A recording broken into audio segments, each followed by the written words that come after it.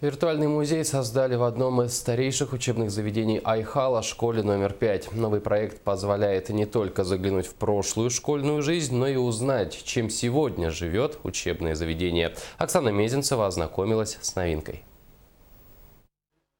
Этот электронный архив словно цифровая летопись пятой школы. Виртуальный музей сохранит историю учебного заведения и сделает ее доступной для каждого.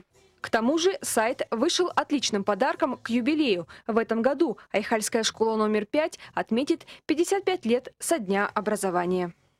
5 лет назад это была книга юбилейная, то в этом году решили все-таки сделать сайт менее затратно.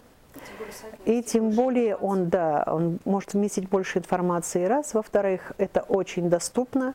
Если книга вышла всего 80 экземпляров, то сайт доступен практически каждому.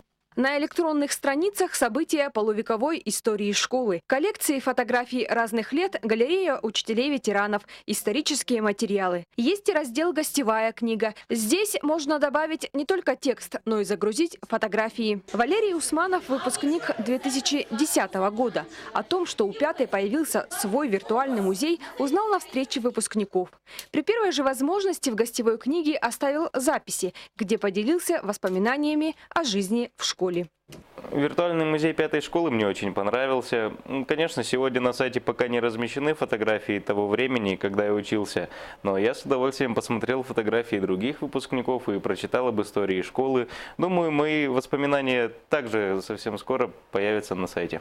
Авторы проекта уверены, летопись будет пополняться материалами и дальше. Ведь в скором времени к работе над порталом подключатся действующие ученики, чтобы писать уже новейшую историю старейшей школы. Оксана Мезенцева, Александр Домонтович, телерадиокомпания «Алмазный край».